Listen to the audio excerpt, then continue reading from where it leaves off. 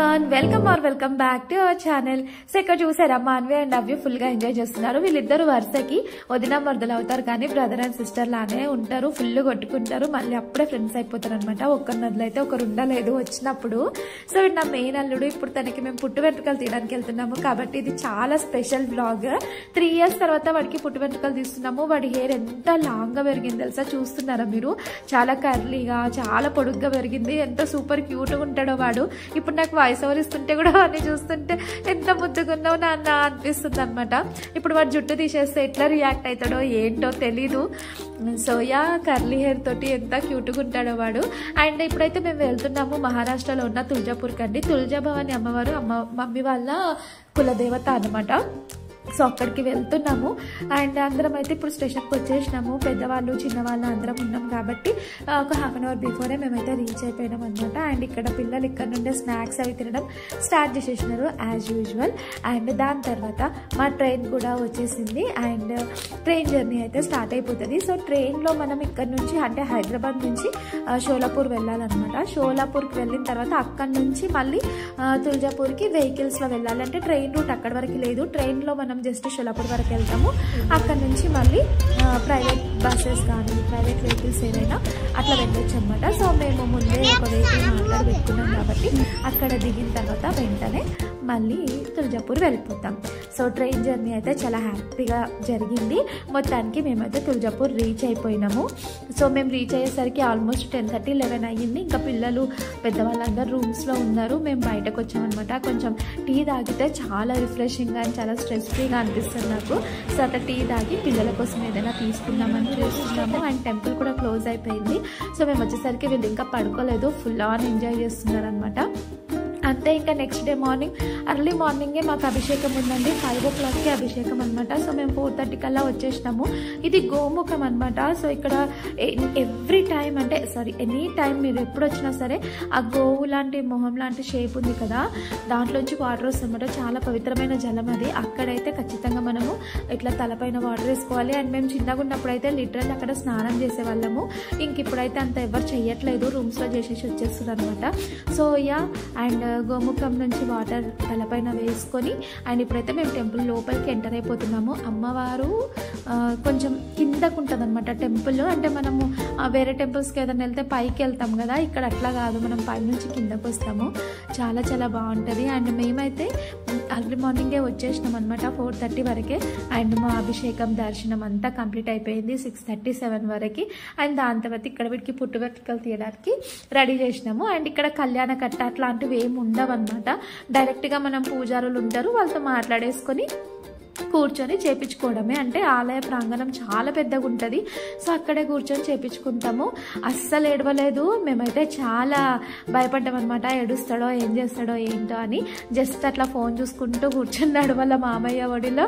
అంతే. ఇంకా కట్ చేస్తుంటే ఒక 2-3 times ఏం చేస్తున్నారు అన్నట్టుగా చూసి, కానీ ఏదైనా వేసుకోండి, నాకు ఫోన్ ఉంది కదా చాలు అన్నట్టు మళ్ళీ వాడి పని వాడు చేసుకున్నాడు, వీళ్ళ పని వీళ్ళు చేసుకున్నారు అనమాట. అయ్యో పాపం అనిపించింది. సో ఆ తర్వాత కూడా వాడు అస్సలు ఫీల్ అవ్వలేదు. అండ్ స్నానం చేపించేటప్పుడు మాత్రం ఏడ్చినాడు అనమాట పాపము. సో నేనైతే ఈ చిన్న చిన్న క్లిప్స్ కొన్నే తీసుకున్నాను, ఎక్కువగా తీసుకోలేదు.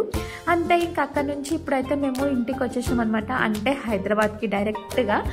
సో యా, ఇంట్లో అమ్మవారి పూజ ఉంది. దీన్ని గోందాలు అంటారండి. మీలో ఎంతమందికి తెలుసో తెలీదు, నాకైతే తెలీదు. బట్ మహారాష్ట్ర, కర్ణాటక సైడ్ కొంచెం ఎక్కువగా చేస్తారనమాట ఈ పూజ. ఇదేంటంటే అమ్మవారిని ఇంట్లో కూర్చోబెట్టుకొని ఆ రోజు నైట్ అంతా భజన చేస్తూ అమ్మవారికి పూజ చేస్తారు.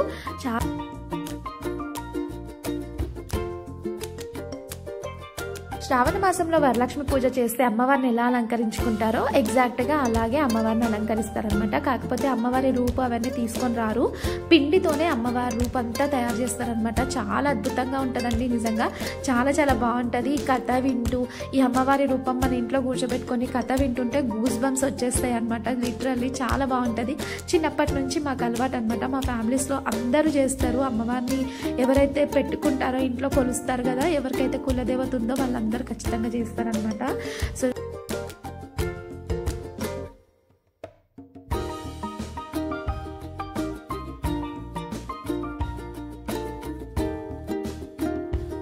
అమ్మవారి రూపు ఆల్మోస్ట్ రెడీ అయిపోయిందండి. ఇంకా ఆసనం కూడా రెడీ చేస్తున్నారు. అండ్ అలాగే శారీ కూడా కట్టాలి కదా, సో అందుకని మేము ఇంకా శారీని కూడా సెట్ చేసేస్తున్నాము. అంతే, ఇంకా అమ్మవారిని అక్కడ కూర్చోబెట్టేసి ఇలాగా కలశం పెడతారు. అండ్ సో ఇలా ఒక బిందె పెట్టేసి దానిపైన ఇంకొక చిన్న బిందె అంటే కలశం లాంటిది పెట్టేసి ఇంకా అక్కడ దానిపైన అమ్మవారి రూపు తయారు చేసాం కదా మనము, ఆ రూపును కూడా పెట్టేస్తారనమాట. అండ్ దాని తర్వాత మనం అమ్మవారికి శారీ కట్టించేసి జడ వేసి ఇంకా మనం ఎంత అద్భుతంగా తయారు చేయగలమో అంత అద్భుతంగా అమ్మవారిని అలంకరించుకోవచ్చు అనమాట, మన ఇష్టం. ఇంకా సో ఇంకా అక్కడికే లేట్ అయిపోతుంది.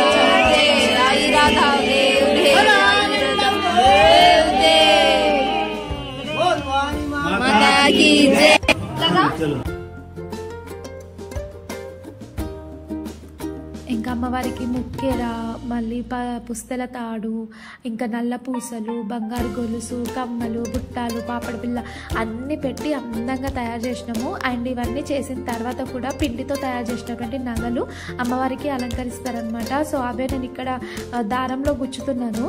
అట్లా అన్ని రకాలు చేయాలన్నమాట పిండితో. అండ్ దాని తర్వాత కథ జరుగుతున్నంత సేపు కూడా దీపంకి నూనె వేసుకుంటూ కూర్చోవాలి, దాన్ని డ్యూటీ అంటారు అనమాట. సో అది మా డాడీ చేస్తున్నారు. ఇలా నైట్ అంతా కూర్చోవాలండి. సో ఆల్మోస్ట్ నైట్ మనము డిన్నర్ కంప్లీట్ చేసి 9:30, 10 ఆ టైంలో కథ స్టార్ట్ చేస్తే మార్నింగ్ 5 o'clock వరకు అవుతుంది. అండ్ దాని తర్వాత అమ్మవారికి ఉద్వాసన చెప్పేస్తారు. సో వీళ్ళైతే కథ చెప్తున్నారు, పడుకునే వాళ్ళని నిద్ర లేపుతూ అట్లా అనమాట. అండ్ అంతే, ఇది నెక్స్ట్ డే మార్నింగ్ అవ్యూ మాన్వి నిద్ర లేపుతున్నాడు.